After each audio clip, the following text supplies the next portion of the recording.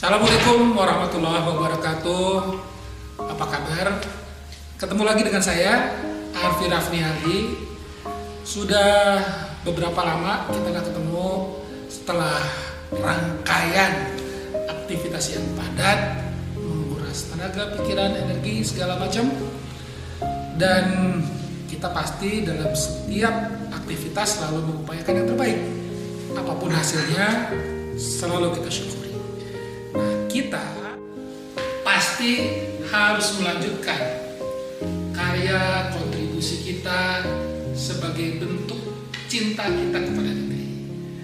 Hadir lagi dengan energi baru, dengan karya baru, dan kali ini pembahasannya adalah tentang energi terbarukan. Kenapa itu yang dibahas? Kita tahu Pak Prabowo, Pak Presiden kita, itu berkomitmen untuk memperbanyak pemanfaatan energi terbarukan, karena bagi Indonesia energi fosil yang dulu sudah jadi kekayaan kita lambat laun terbatas cadangannya. Kebutuhan kita pun makin besar, padahal kita punya banyak sekali sumber energi alternatif yang bisa kita manfaatkan. Mungkin energi terbarukan dari air, angin, sampah, atau juga bahan bakar nabati. Saya akan memulai rangkaian diskusi kita, obrolan kita, jalan-jalan kita tentang salah satu sumber bahan bakar nabati yang keren banget, namanya kemiri Sunan. Jangan salah, ini bukan kemiri dapur, tapi kemiri Sunan yang bisa jadi sumber energi alternatifnya. Simak ya. Hari ini masih di Jawa Barat, ketemu dengan sahabat baru saya, Kang Rahmat, ketemu di salah satu tempat yang penting di negeri ini, di Sukabumi. Nah, kita kenalan dulu sama Kang Rahmat. Pengen tahu tentang kemiri Sunan, pasti kita harus tanya sama para ahlinya di bidang ini. Ikuti kunjungan saya ke BSI Petri, yaitu Badan Standarisasi Instrumen Pertanian, Balai Pengujian Standar Instrumen Tanaman Industri dan Penyegar di Sukabumi. Yuk, kita lihat kunjungan di BSI Petri. Saya Rahmat Nur Madani. Rahmat Nur Madani. Jadi memang cahaya menyebar di kemana-mana nih ya. Nah, jadi balai ini lengkapnya namanya apa kan? Jadi di bawah Kementerian Pertanian ya? Di bawah Kementerian Pertanian, dan sejak tahun 2023 nama balai ini secara resmi Balai Pengujian Standar Instrumen Tanaman Industri dan Penyegar. Oke. Itu kurang lebih inti tugasnya apa balai ini? Sebenarnya inti tugasnya itu melaksanakan pengujian dan pembuatan SNI terkait dengan tanaman industri dan penyegar. Tanaman industri dan penyegar. Jadi di pinggir, di belakang ini banyak hasil penelitian dari balai ini yang bisa dimanfaatkan untuk industri, begitu kan ya? Industri tanaman penyegar seperti kopi. Wah, apa? Tapi yang membuat saya hadir ke sini sebetulnya ada beberapa concern yang disampaikan oleh Pak Presiden Prabowo, antaranya tentang ketahanan pangan, ketahanan energi, tentang konservasi alam ya. Dan dari beberapa diskusi dengan kawan-kawan, ada satu ketertarikan dari teman-teman terkait kemiri Sunan dan pemanfaatannya untuk sumber energi alternatif. Ternyata kemiri Sunan itu bisa jadi sumber untuk biodiesel, gitu kan ya? Begitu ya. Nah, boleh tahu seberapa dalam sih selama ini penelitian di sini terkait kemiri Sunan ini? Ya, jadi sebenarnya penelitian secara umumnya kan terkait biodiesel. Oke. Kita mencari bahan bakar alternatif yang dapat diperbarui dan juga lingkungan, polusi dan juga kinerjanya lebih baik. Oke. Nah, Kemudian kami meneliti kurang lebih dari belasan tanaman dan ada 14 jenis tanaman yang bisa diolah menjadi biodiesel. Salah satunya yaitu kemiri Sunan. Nah, mungkin kan teman-teman yang nonton juga belum semua familiar ya dengan biodiesel itu apa sih gitu ya. Kan kita tahunya kalau kita ke SPBU isi solar ya bisa kira-kira ya. Nah itu kan setahu saya dari fossil fuel kan ya biodiesel. Betul ya. Jadi kalau biodiesel itu berarti semacam solar tapi dari tanaman ya. Jadi kalau yang di SPBU itu kan untuk bahan bakar diesel itu ada solar, ada expired contaminasi, kan basicnya fosil. Fosil semua ya? Fosil semua. Jadi kita mencari alternatif non fosil. Ini tanaman. Ya. Memang bisa ya? Bisa. Kinerjanya sama. Bahkan lebih baik. Oh begitu. Jadi ketika Pak Prabowo bilang bahwa sawit misalnya bisa dipakai untuk alternatif biodiesel, bisa betul Pak? Bisa. Jadi dari Sunan, sawit dan lain-lain itu termasuk yang 14 model. Namanya bahan bakar nabati. BBM. Jadi bukan hanya BBM, ada BBM. Boleh tahu nggak apa aja sih 14 itu yang populer ya? Yang populer tentunya kemiri Sunan, sawit, dan jarak pagar. Oh ya, jarak. Oke. Kelapa bisa juga. Bisa. Kemudian ada kemiri sayur. Oke. Kemiri yang biasa di dapur itu bisa. Oke. Nyamplung bisa nyamplung. Nyamplung biasanya hanya untuk tanaman konservasi atau penumbuh di pinggir jalan. Oke. Kita balik lagi ke Sunan ya. Kenapa kemiri Sunan ini jadi salah satu yang kemudian populer, banyak dibicarakan, banyak diteliti? Apakah memang hasilnya lebih bagus atau memang dari satu kebun seluas sekian hasilnya lebih banyak? Gimana sih, boleh cerita? Jadi pertama itu kita kan melihat bahwa pemerintah saat ini masih fokus dengan kelapa sawit. Oke. Namun kelapa sawit itu kan dia bersaing dengan food. Betul. Buat untuk minyak goreng. Ini ya pemanfaatannya ya. Sehingga lambat laun ketika produksi sawit itu tidak bertambah, maka terjadi benturan perbandingan. Ada yang membuat menjadi energi, ada yang membuat menjadi kebutuhan pangan. Nah, maka kita mencari alternatif tanaman yang tidak bersaing dengan food. Oh, jadi kemiri Sunan ini tidak dimanfaatkan untuk makanan? Tidak. Beda dengan kemiri dapur? Beda. Oke. Karena kemiri Sunan ini mengandung racun. Oh, oke. Sehingga tidak bisa dikonsumsi. Oke. Dan dia ada yang namanya asam kerneostearat yang kandungannya itu mengisi lebih dari 50% dari komposisi minyaknya. Itu yang menyebabkan bila dikonsumsi ke sistem pencernaan akan menyebabkan keracunan. Tapi untuk energi itu karena dia memiliki kandungan minyak yang tinggi, yang itu bisa sampai 50%, termasuk yang tertinggi dibanding tanaman-tanaman yang sudah diuji. Oke. Itu dia prospeknya lebih baik. Kalau saya pengen tahu aja nih, misalnya ya ada kebun 1 hektar misalnya ya, itu bisa isi berapa banyak tanaman kemiri Sunan? Tidak ada dari jarak tanam. Jarak tanamnya itu kan paling kecil 7 kali 7. Jadi satu pohon lain jaraknya 7 meter, ke sebelah sana 7 meter juga. Paling banyak dalam 1 hektar itu kan ditanam 169 pohon.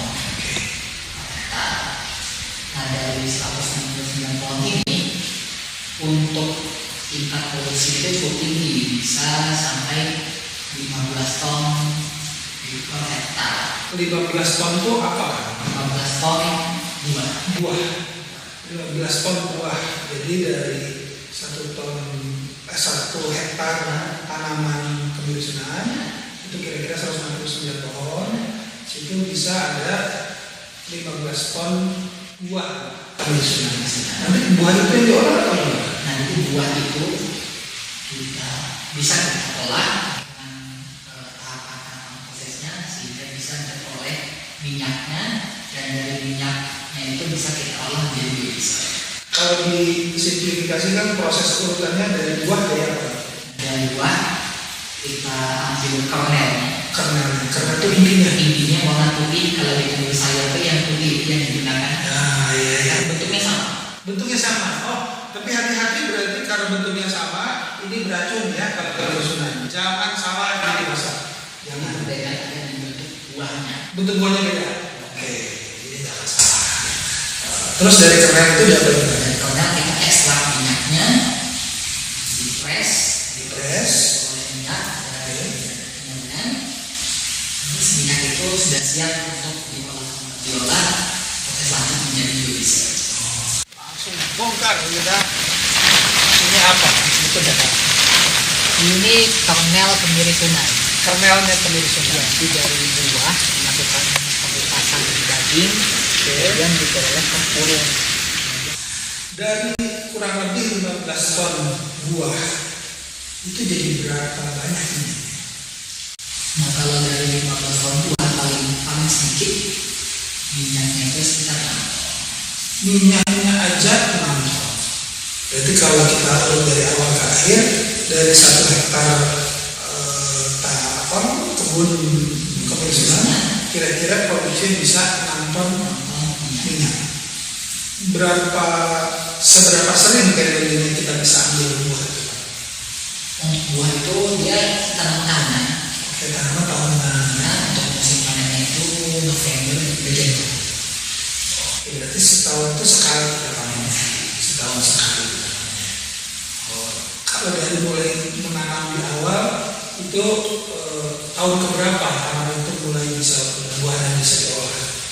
Mulai berubah itu biasanya di tahun ketiga, tapi untuk kapasitas produksi optimumnya itu mulai tahun keempat. Jadi usia tanamnya panjang, dia bisa produktif sampai 75 tahun. Wah, teman-teman juragan tanah yang tanahnya belum diapa-apain, ya berarti menarik ya Bang ya, bisa tuh buat kemiri Sunan tuh. Karena 1 hektar bisa jadi sekian banyak tadi. Nah, terus kalau dibandingkan dengan tadi kan akan sebut ada kelapa sawit, ada jarak, ada tanaman jarak pagar ya. Itu apakah dalam 1 hektar itu yang lain itu lebih banyak atau lebih sama dengan kemiskinan ini? Kalau untuk tanaman-tanaman lain selain sawit, Ya. itu dia hasil produksinya lebih sedikit, Ya. lingkungannya lebih rendah, dan ini secara umumnya kita nggak mungkin juga bahas persatu. Ya. Dan usia produktifnya juga lebih rendah. Oh, Oke. Ya. Jadi sebagai selama kemiskinan. Jadi selain dengan sawit, si kemiri Sunan ini dia menghasilkan minyak lebih banyak, kandungan minyaknya juga lebih bagus, dan usia produktifnya juga lebih panjang. Oh, jadi nilai ekonomis yang kemiri Sunan ini juga memang tinggi banget ya untuk sumber energi. Nah, kalau sawit memang dia lebih banyak produksinya. Kalau dengan sawit memang sedikit lebih banyak. Tapi itu juga faktor karena kalau sawit itu kan industrinya sudah lebih mapan. Iya. Karena kemiskinan ini masih merintis, belum banyak yang mempraktekkan. Kalau nanti sudah ada skala produksi yang besar, perusahaan yang serius, boleh jadi sama atau lebih.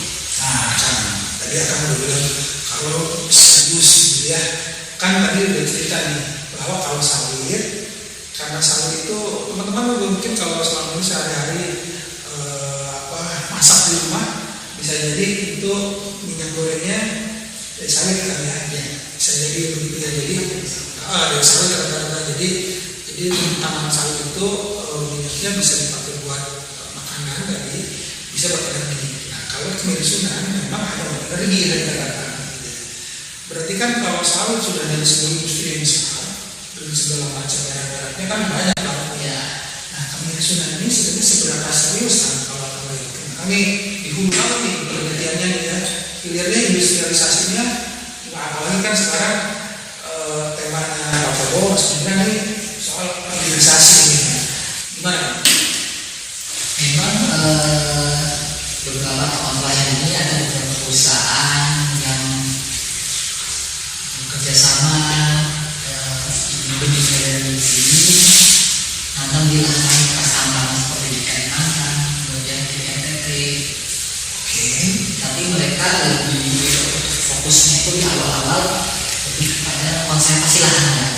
Konservasi lahan artinya apa? Pemulihan lahan. Pemulihan lahan. Jadi lahan bekas tambang. Tambang yang sudah bisa dibilang kalau dari segi ditanam itu sudah rusak, tidak bisa kita pemulihan ke tanam kembali Sunan, maka berlangsung beberapa tahun lahan akan pulih. Oh, jadi kelebihannya tanaman kemiri Sunan ini, dia kan biasanya lahan bekas tambang ini tidak semua tanaman bisa tumbuh ya. Kemiri Sunan ini kuat justru ya. Maka kalau di NTT itu istilah kami bercandaannya itu bukan nanam di tanah berbatu, tapi nanam di batu bertanah. Oh, Saking parahnya. saking parahnya keringnya lahan, tapi disitulah kemiri Sunan bertahan bisa. Oh, tapi memang untuk manfaatannya di bidang energi dia masih belum bisa itu. Oke, jadi ini berlalu ada konservasi lahan bekas tambang ya. Oh, berarti justru industri pertambangan memanfaatkan ini untuk menghijaukan lagi. Berarti kan sebetulnya di situ ada produksi buahnya ya. Ada. Tapi itu belum dimanfaatkan untuk jadi. Nah, tema kita kan soal bioenergi nih kan, soal bioenergi gitu. Belum dimanfaatkan. Gitu. Nah, jadi kalau boleh tahu pasti jalannya. Kendalanya memang ya ke kebijakan. Kalau swasta sebenarnya beberapa berminat, tapi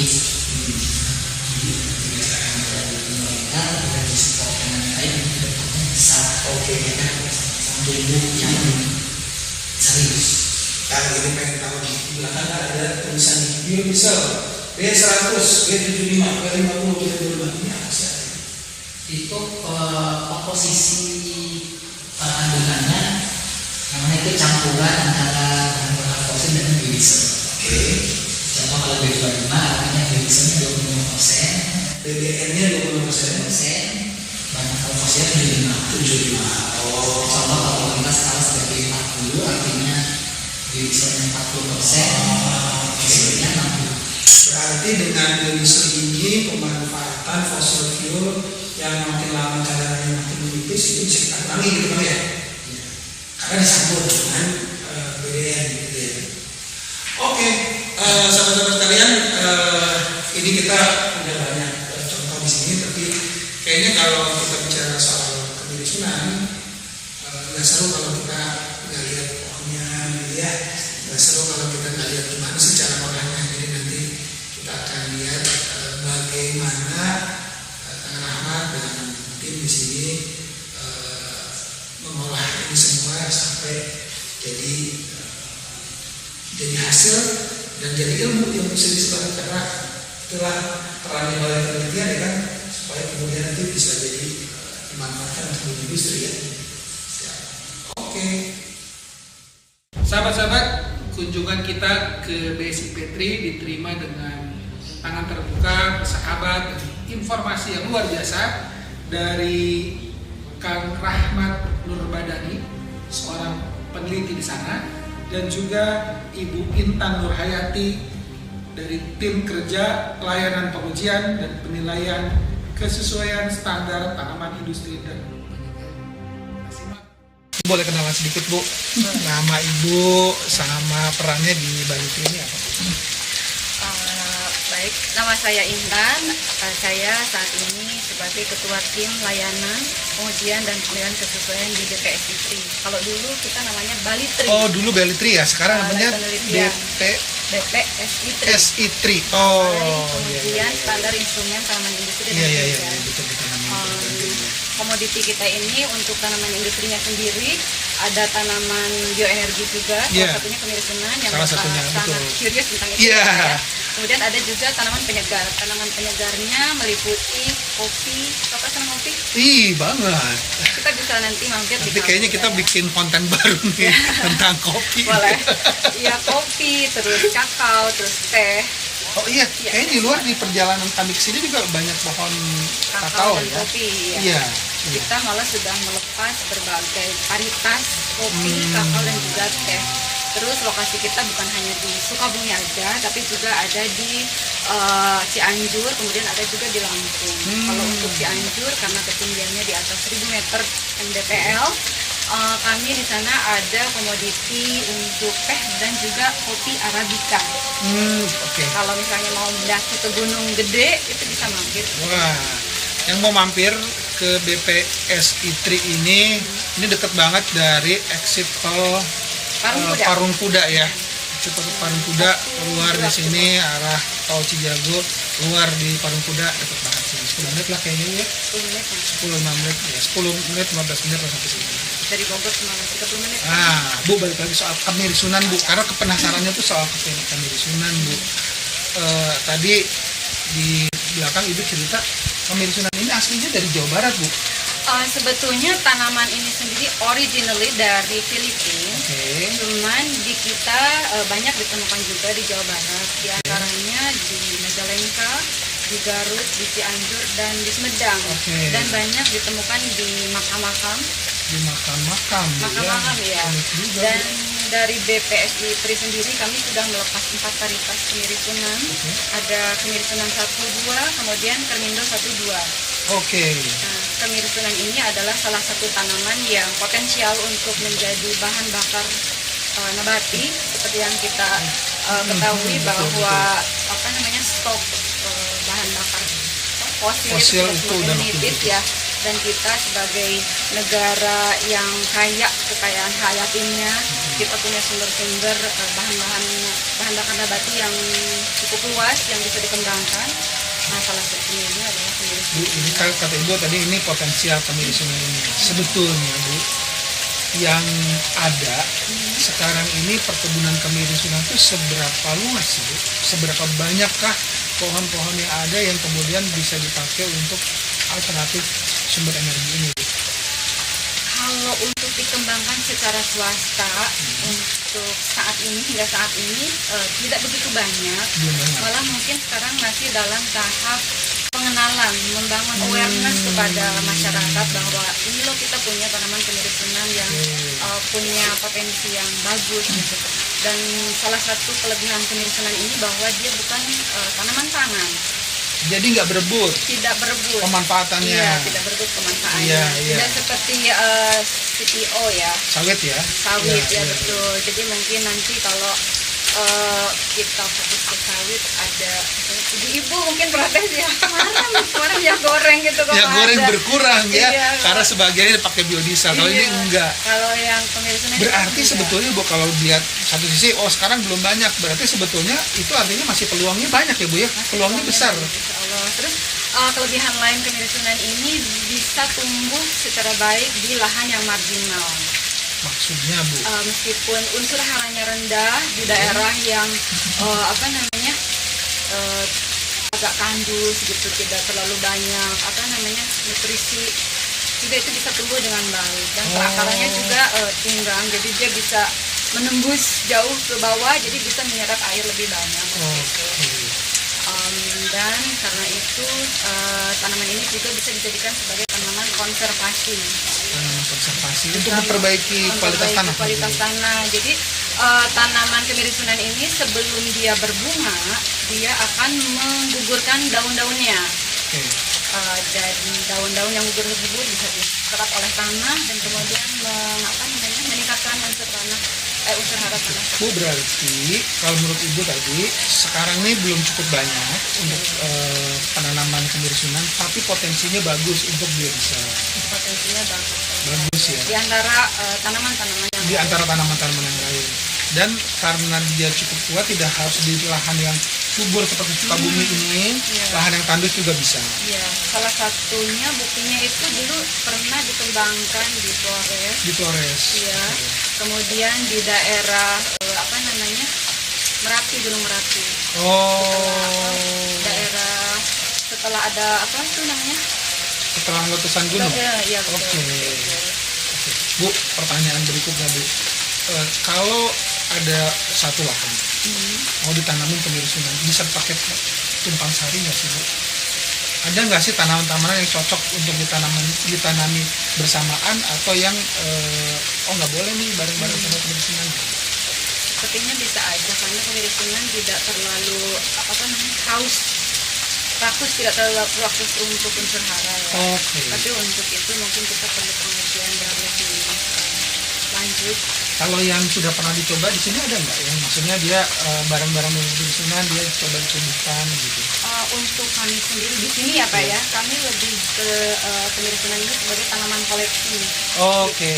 Iya, tanaman koleksi saja. Jadi belum ada pengkajian yang lebih lanjut di sini. Bagaimana kemiri Sunan ini bisa intercropping dengan tanaman yang lain. Jadi mungkin ada teman-teman atau pihak yang lain yang bisa mengembangkan ke arah tersebut. Bu, ada pesan nggak? Mungkin ada teman-teman peneliti mungkin, atau teman-teman misalnya anak-anak muda yang pengen jadi startup nih, energi terbarukan kan lagi happening gitu istilahnya Bu ya. Kira-kira ada pesan nggak dari Ibu soal peluang kemiri Sunan ini untuk teman-teman gitu?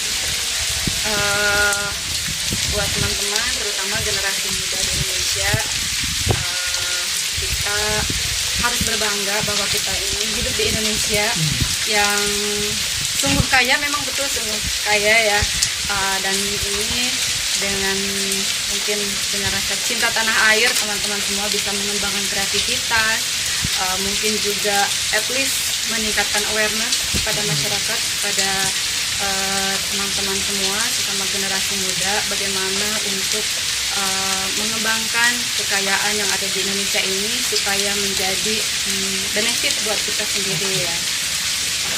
Karena sebetulnya kita punya potensi yang cukup tinggi untuk tumbuh menjadi salah satu negara penghasil bahan bakar nabati yang merupakan masa depan energi kita semua kan ya. Karena pada akhirnya sumber energi dari fosil itu akan menipis dan akan hilang mungkin ya, seperti itu. Iya betul. Dulu zaman angkatan kita kali dulu ya, ada ekspor tuh migas non migas. Sekarang kan udah enggak ya Bu ya. Jadi importir gitu kan. Memang bahan bakar nabati yang tadi Bu Intan sebut itu jadi masa depan.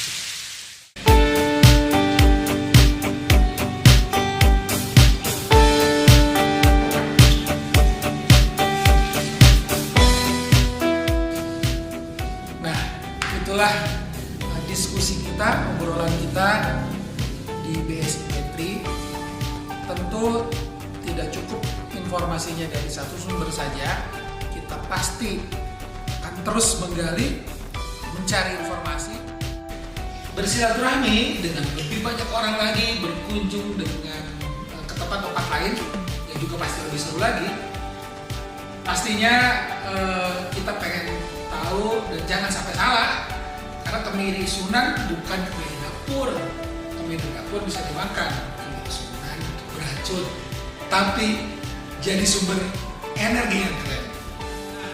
Untuk anak muda di Indonesia, terutama di Jawa Barat, para pengusaha, para kebun, peneliti yang juga sama-sama concern dengan kemiri Sunan dan mau berbagi, saya sangat terbuka untuk bisa berdiskusi lebih lanjut. Tentu tema besar kita adalah membangun ketahanan energi sebagaimana semangat dari Presiden Prabowo Subianto. Kita lihat, kita simak, saksikan dan ikuti perjalanan kita soal energi terbarukan dan Kemiri Sunan. Sampai ketemu lagi ya.